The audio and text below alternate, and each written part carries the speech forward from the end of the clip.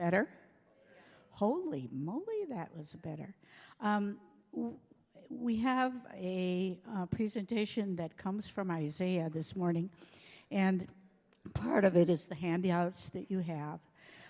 We are not going to talk about Christian nationalism, although it will be on the slide just because we don't have the time.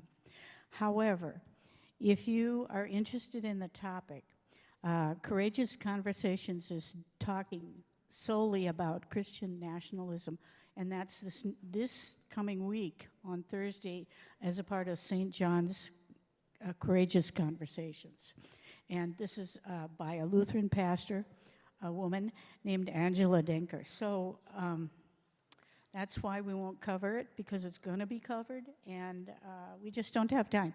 And Judy and I are minions here. We're representing Isaiah, but our trustee leader is in St. Peter for the day. We also have Jody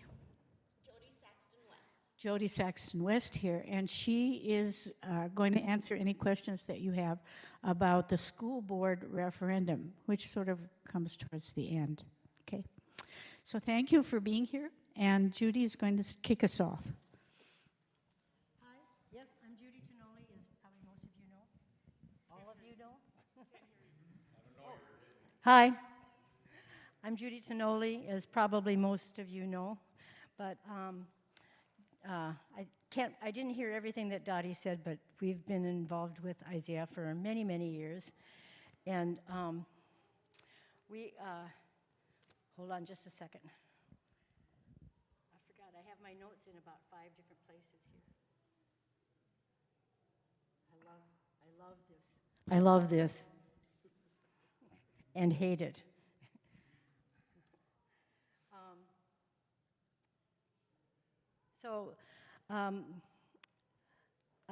I'll start out with a story of my involvement with Isaiah, and it goes back about 20 years to a 2-year book study group that I attended at my previous church in Excelsior called Just Faith. We read and discussed books dealing with poverty and injustice, racial injustice, immigrant issues, power systems, and so forth. During this book study, I realized that this was what Jesus was preaching during most of the gospel. And it all made complete sense to me. This is what I felt was missing in my church world, activism. So following the Just Faith study, I was introduced to a new Minnesota organization called Isaiah by my pastor at the time, who is still involved with Isaiah. We had many educational issue discussions, took part in a protest, went to Washington, D.C., and I was hooked. So Isaiah's values matched mine, all of the values, which we will look at later in the presentation. Hi. Thanks, Don. We all know that's Don, right? Can you hear over him? Okay. So moving to Northfield, I was really delighted to hear that Catherine Lozada had started an Isaiah group right here in Northfield. So I joined quickly and then became involved with the Northfield Isaiah group. So today's presentation is based on the one that Catherine presented at St. John's Courageous Conversations gathering earlier this month. I'm going to wait. Do you mind? That's okay. That's okay. I think he's done. He's done. Okay. So today's presentation is based on the one that Catherine presented at St. John's Church called, and the presentation was part of their Courageous Conversations, and that was earlier this month. But there was a different spin because Dottie and I are giving it our own touch, and I'm going to try to talk fast because this presentation was set up for an hour and a half, and we have maybe a half hour. Although I think that people don't have to leave for choir right today, right? So anyway, I'm going to see if this works. start out with a slide that has Dr. Martin Luther King's description of the beloved community as a society where caring and compassion drive political policies that support the worldwide elimination of poverty and hunger and all forms of bigotry and violence. At its core, the beloved community is an engine of reconciliation. And then, so we talk about the beloved community a lot in Isaiah, and this is really important to us, that we know what the beloved community means. And Isaiah 58:12 is where the name Isaiah got its start. You shall be called the repairer of the breach, the restorer of streets to dwell in. And those are just two things to keep in mind. Am I going in and out? No. Is it okay? Okay. So,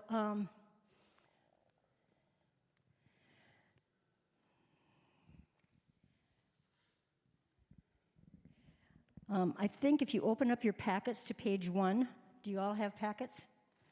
With the front page, I should say.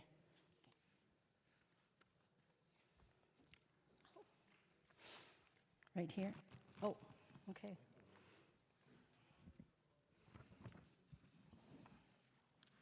Thank you.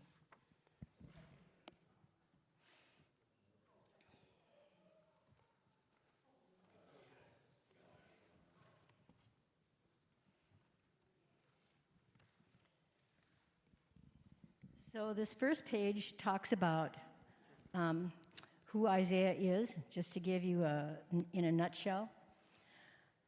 And it basically says that we are a home for people of faith and shared values who are acting collectively and powerfully toward racial, economic, and climate justice in Minnesota.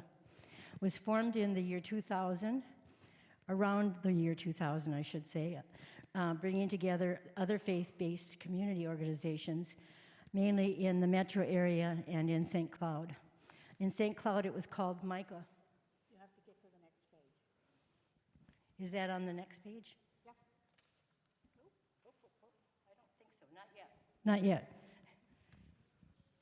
So the organization has expanded significantly in the last few years across the state and in ways that we meet people where they're at. And we're now more than 100 mainly Christian congregations with 40 mosques with our Muslim coalition, a coalition called Black Barbershop and Congregation Cooperative, which we just call BBCC. And then there's another coalition called Kids Count on Us, talking about daycare centers, which organizes more than 500 community-based child care centers. There's also a young adult coalition, and then there's the Rural Organizing Project, which was started by Todd Lippert, and I'm sure most of you know who Todd Lippert is.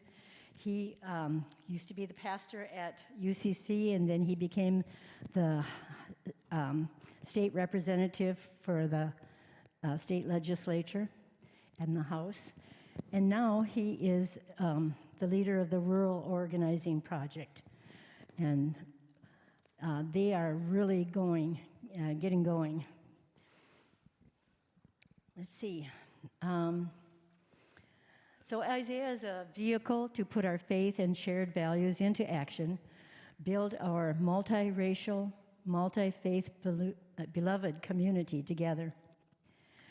The bottom of the page encourages us to consider institutional membership, of which we already are. Bethel already is a member of Isaiah. We are, I believe, is this correct? We are at the $1,000 mark annually, which is between a small congregation and a medium congregation. Now, I don't know, I kind of think that we are considering more of a large congregation, so maybe we could, I hope that we can eventually someday up that a little bit. But that tells more about that. And Then I want to say some things about faith and politics. Yay. It's always good when those things work. So politics, we consider that politics is for collective decision making. And that is really what we're all about. And our job is not to find some ideal middle ground between the two major parties, but to stay rooted in our faith, values, and vision, and try to push on the whole system to move in that direction. We also think that it is personal. Democracy is personal. It's about us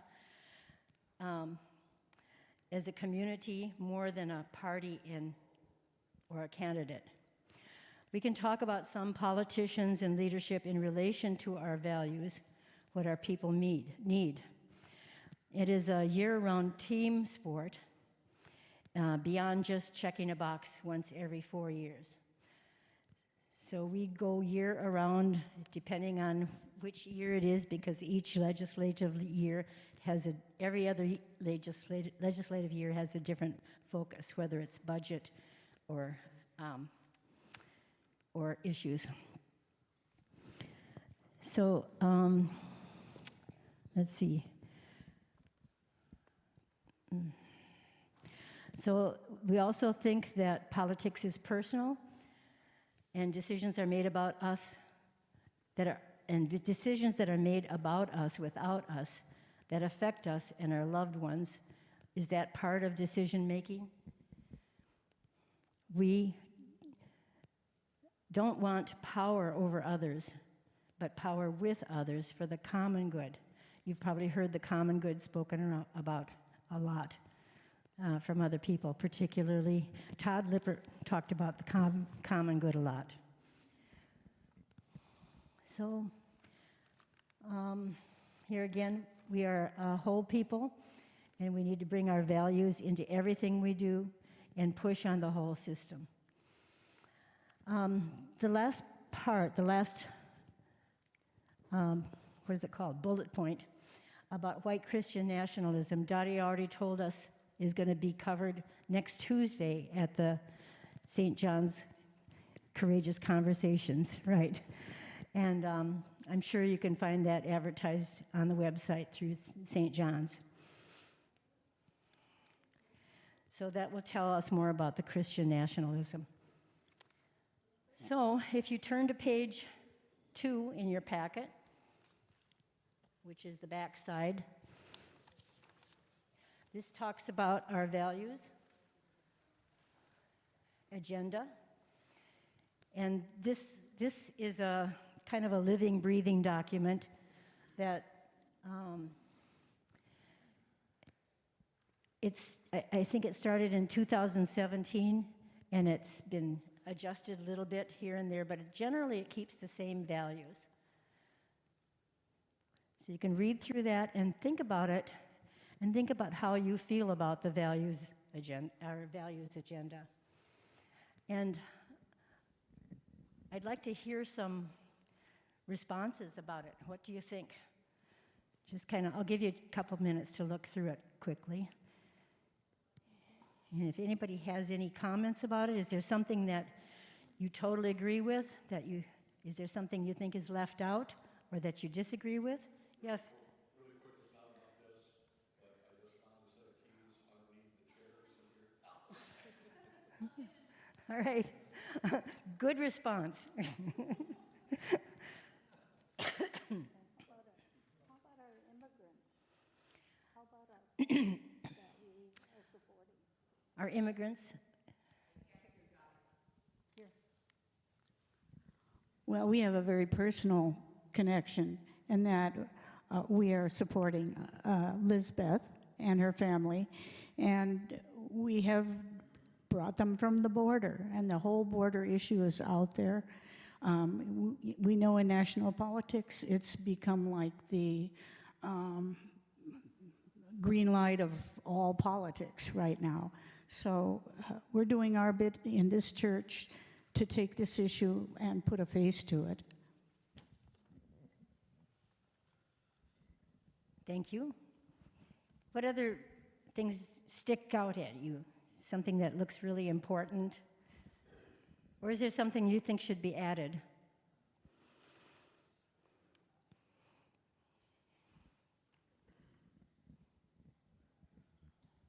Anything? Okay, think about it anyway. This is good food for thought, right? Okay, so let's just,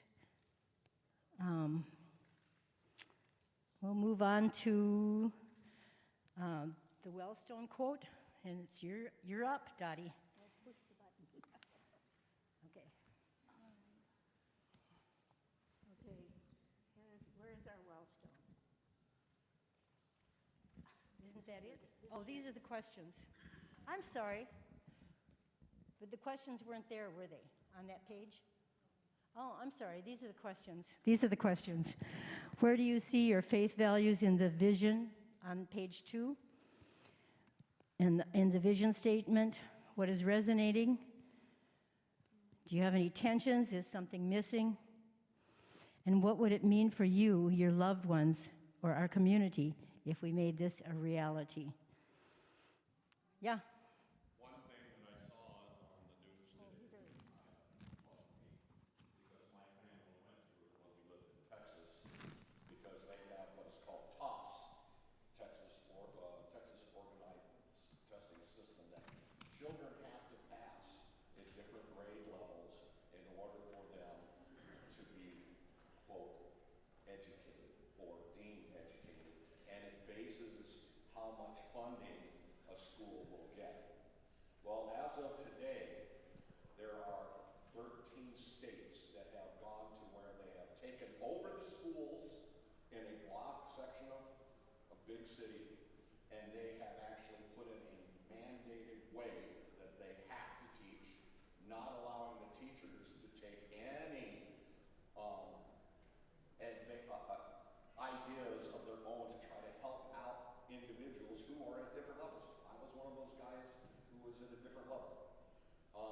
And that you can't do that. They even fired in one school the lady from the library. They don't have a library anymore. But luckily for her, she went out, has a big bus type vehicle, and she parks out in front of the school and gives books away to kids that want. So that statement, public education, I agree, needs to be totally funded. We need to have teachers well paid. We need to have what is necessary to make the education system work. And it's not going to work the same way for every student. It won't.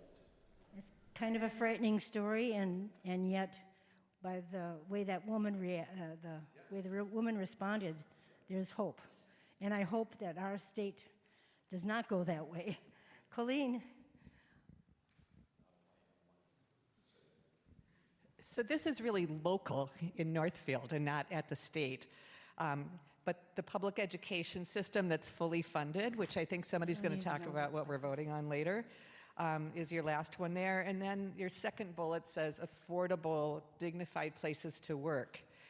And in one of the presentations that Dr. Hillman gave on the bond that we're voting on, the statement that he made was that when the school system makes an offer to a new employee, they say, before you accept our offer, look at the housing costs in Northfield and in the area so you know where you'll be able to live and what you'll be able to afford.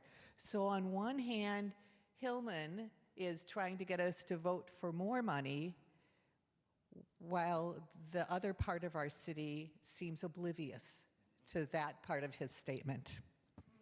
Yeah, you bring up a good point. Even St. Olaf, in their offer letter, does the same thing. They said you have to keep in mind there's a very tight housing situation in Northfield. I don't know, Jody, do you want to field any kind of questions right now? I'm happy to, but do you want to continue with your presentation? I'm in no hurry. I can certainly stay and visit with individuals. Okay, Jody is here on the school board referendum. What? Beg your pardon?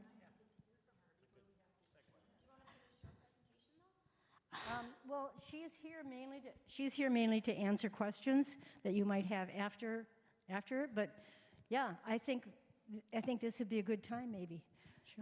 Just talking about the education. So we have really. It sounds like education is foremost on at least two of your minds. Surely. And it is particularly because of the bond issue coming up. And she can explain a little bit about the bond issue, but if you have specific questions, maybe that would be better. What specific questions might you have about the bond issue? This also relates to the bond and relates to the same presentation that I heard Dr. Hillman give, which was back in the spring. And he was giving the presentation at the Senior Center at 50 North. And the question that was asked was about the second thing we're voting on, which is what I think of as the basketball courts. But I know it's more than that, but it's the second thing we're voting on. And the question was, what work have you done with the executive director of the Senior Center in planning this to ensure that the broader community can use it? Yes. At that point in time, he had not yet met with the executive director of the Senior Center, and his bond dollars and everything he knew what he was asking for, and the two of them hadn't met. Has that changed? So the first thing to understand is, although I am a teacher, I'm not here as a member of the school board, as an advocate for the school board at all. So I belong to Citizens for Quality Education. We tend to be more public-facing whenever there is a referendum. But I am just a citizen volunteer advocate, and so I will tell you what I know, but I am certainly not speaking for the school board. We do support the school board in their work. We believe that, as I listen to the policies and I call them acts of service, right? How do we serve each other? Here's what I do know. I am also a member of 50 North, and so I have been attending a few of those sessions. Right now, because we have such limited gymnasium and fitness space at the high school, we have to take over the elementary and the middle schools after school so that our sports teams have places to practice, which displaces the younger kids. So instead of being able to use their own gymnasiums, they need to hang out in the cafeterias. And so one thing that I wish 50 North had, I'm dropping it in the comment box about every 2 weeks at 50 North, is a walking track. And so what the ideal question 2 we're asking is for expanded gymnasium space. And the way I frame it, so it will not be 4 basketball courts, but if you picture about the size of 4 basketball courts, that then can be used by our Phi Ed classes. So right now we're limited in the number of Phi Ed opportunities we can offer during the day because we only have 1 space of that kind. So because we don't have a walking track, our Walking for Wellness class literally walks the hallways to get their steps in past every single classroom door, right? Not ideal, but we believe that walking is a type of activity you can do lifelong.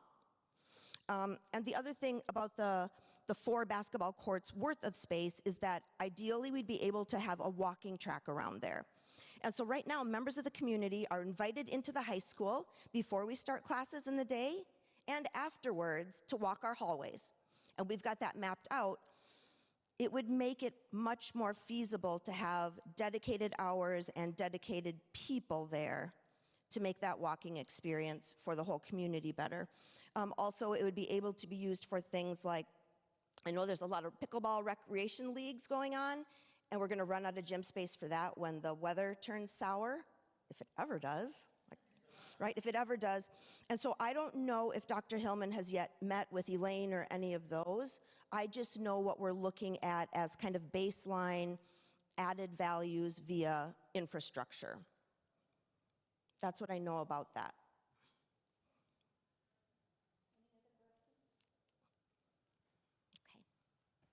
Okay.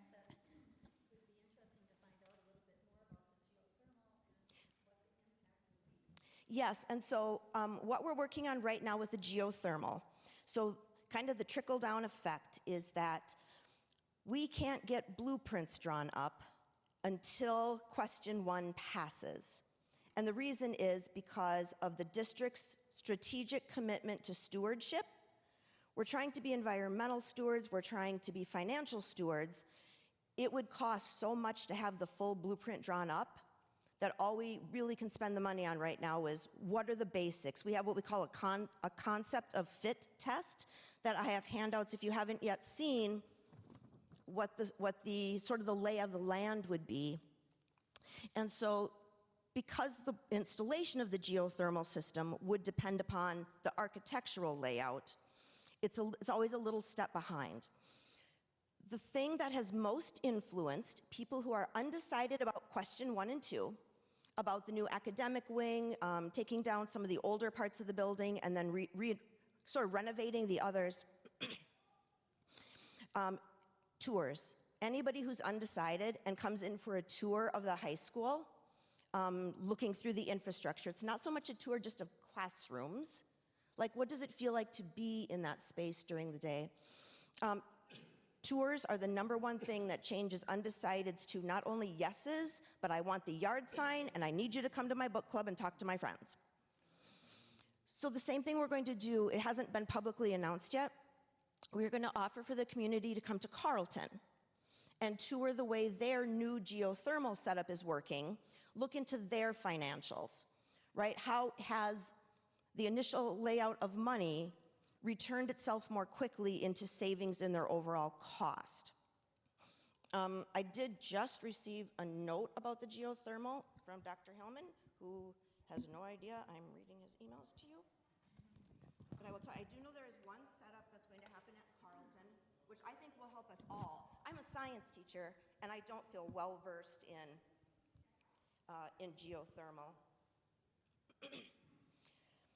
According to Wold Architects and Engineers, a geothermal approach is essential in moving away from dependence on fossil fuels and will expand the opportunity to offset the building's energy use with on-site renewable power. The improved efficiency will reduce the total building energy use by up to 60%, which would provide an energy cost savings of up to 25%. The plan is to use those reduced utility costs to allow us to invest the savings in our teachers. And then I further have I'm going to find that date when we're thinking we can do that for you. I get a few emails this time of year. I believe it's going to come up, I think it's somewhere around October 19th that they'll offer for the community to be able to do a tour and hear from them for their financials. Yep. It's really discouraging that wasn't done earlier. What's the question? Since early voting, Noel, started 2 weeks ago, that people don't have the full information they want in order to make the decisions about questions 3 in this case. I don't feel at liberty to apologize that right? So I just want to make it clear.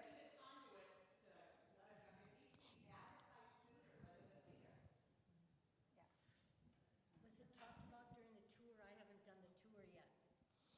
So at the tour, it is both a short presentation and then a tour and then a Q&A session. So each tour comes out a little bit differently. Like the last one that we did, they were walking through our math wing, is called the M wing. And everybody's like, what is that smell? And Dr. Hillman said, I don't actually know what that smell is. But Bubba Sullivan, our former football coach, said, it's the locker room. The locker room's air exchange vents into the math wing. I have never been so glad to not be a math teacher in my life. Right, so each tour, so then they started really looking, that group started talking about the air exchange issue. Taking the tour, I recommend it to everybody. Very important. And, Yeah. About 3 more, right? Yes, we do have a few more coming up yet. Can I say thank you? There are Jody? some that are 10 to 12s and some that are 4 to 6s. And so I have handouts here if you'd like the bookmark with them. Yes.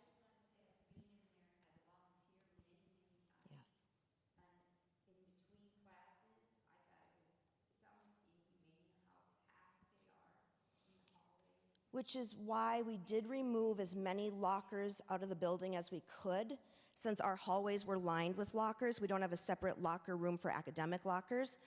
We've taken as many out as we can, and then we just have the kids put their boots and shoes and stuff stashed in the corners of the classrooms. It did widen the hallways at about the width of one backpack, which was about what we needed, so.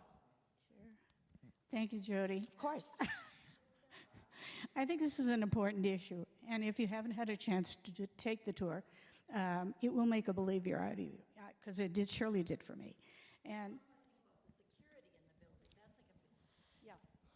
Security is another big issue in the building that I know is being addressed.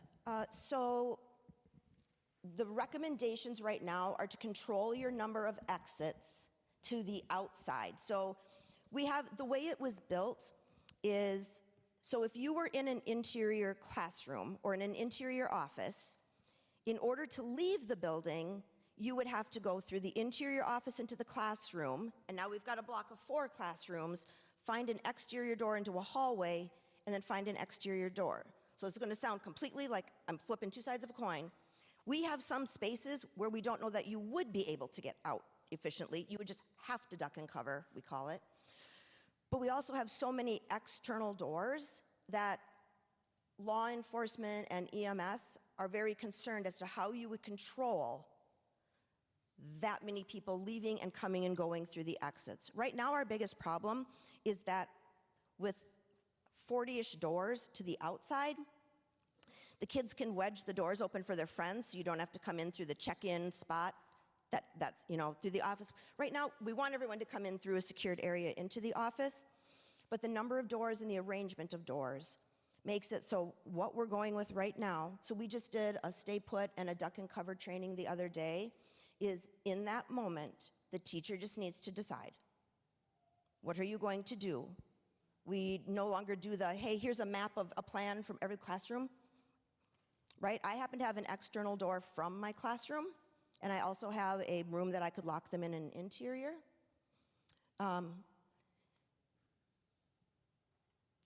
The other day when we did our duck and cover and our lockdown, I have 2 foreign exchange students in my anatomy class that hour. And I forgot to, like, it slipped my mind, because right now they're just my students. And finally, Marius raised his hand and he said, "What are we practicing?" And the kids are like, "School shootings." And they're like, "What do you do?" And he's like, "We don't have school shootings." And then Natalia said, "Natalia, how about you?" Our country doesn't have school shootings, right? And so in my head, it's like, you know, back in the day, we didn't design buildings based on what to do with armed intruders and the difference between staying put and ducking and covering and running.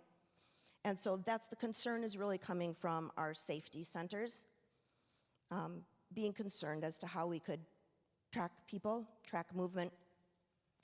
Right now, we all installed, all the teachers in the district, we installed an app on our personal phones called Crisis Go, which is the best way they're going to attempt to reunite children with their families. You can't control someone's heart. You can't control someone's biochemical issues, their mental illness.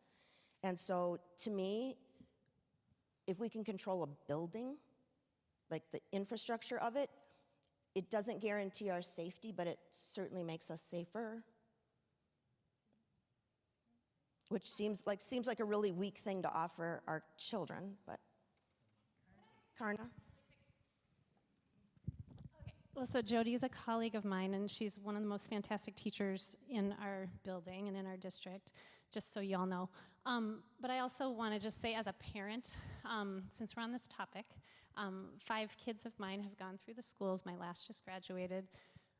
The reason I am so proud of our Northfield schools is because of the people, not because of our high school building.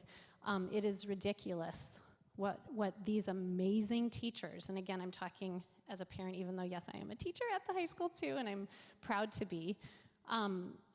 The reason our kids are coming out and doing so well is because of the people and the relationships that are happening in that ridiculous building. I don't know why people stay. I don't know why teachers are still there. Sometimes I don't know why I'm still there, except for my department is pretty stellar. We have air conditioning. And so I just want to say I'm so proud of the staff at that building because they are tried and true and they're so dedicated. This referendum needs to pass. It's time. Thank you, thank you. It's all true. You want to say one more thing?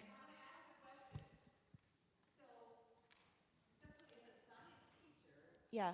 So how is the new facility going to enable you to teach differently? What resources will it provide that you don't have right now in this old building? A lot of it has to do for me as a science teacher with the capacity of the electrical system and such. So I very much for my anatomy class would like to have where you have the mock hospital rooms, and so you're training on like the recessa dummies and doing that. We don't have electrical outlets that can support that. I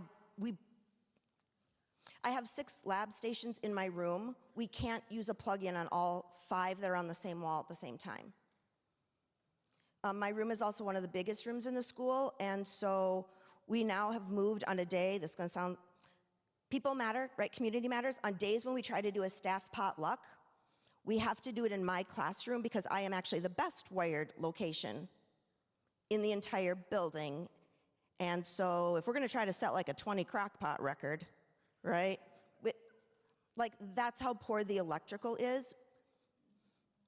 And I know on one hand the answer could be, we'll have someone come in and fix your electrical. We can't. Apparently there's codes that when we start opening walls, now we're responsible for bringing everything attached to it up to code. And so we just, instead of putting 4 kids at a lab station, we can just put 7 or 8, so we only use every other circuit. So for me, even the wiring would make a huge difference. I would be able to bring in a lot of things that I can't use because of wiring right now. We also have the issue of trying to retrofit each classroom with a wheelchair accessible lab station. And so my room is the room where, my room used to be the art department. And so when we did it, we were able to, the best we can offer is still a standard height table with a slope against the sink for someone that's in a wheelchair to go up to. That's degrading. That's embarrassing. And it also means that if you have a child that's wheelchair bound in your class, they need to use my room. There's really nowhere else to do it. But my room can't also have a fume hood for doing any chemistry, even though I teach biochemistry, because there is not ventilation that can be done on that flat roof. They can't run any more up and over. And so we have 2 rooms that in our entire department of 8 rooms that have fume hoods. And so we just move classes around all day based on what each science teacher wants to teach and the needs of our student population.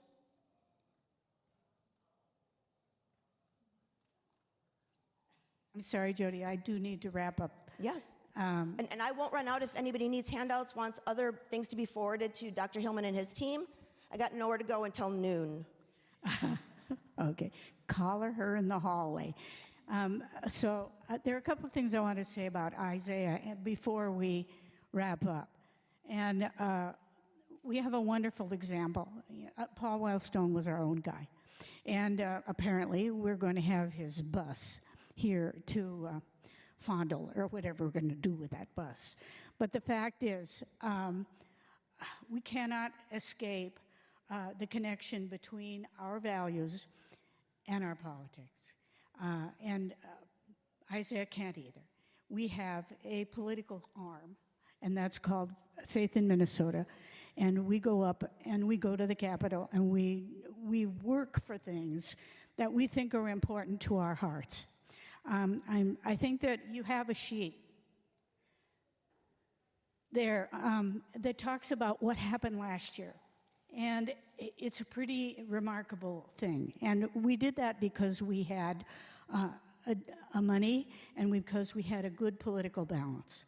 So we in our church don't talk about politics, but we can talk about things that we believe in and that we can work towards them. So that's what Faith in Minnesota does. In October, which is practically around the corner, we're going to have a big statewide meeting. It's going to be in Mankato, and Governor Walz, now up there, is going to send somebody. We have no idea who it will be, but there will be a bus from Northfield that will go to Mankato for this meeting, and I think it's the 13th of, what is it, October, and it's a Saturday. So I hope that what you take away from this, from our local issues, and from our statewide issues, and all that's going on out there, is that what we believe in as a church, and what we believe in and as an individual and as a Christian, has a long reach. And I hope you take it to your heart and put yourself in it wherever you feel comfortable.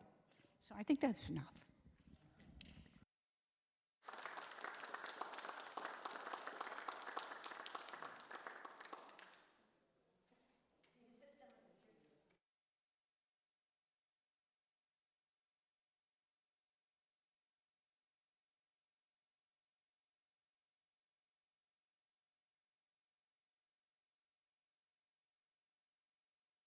And thank Jody, and she's here to answer, but you have to do it outside because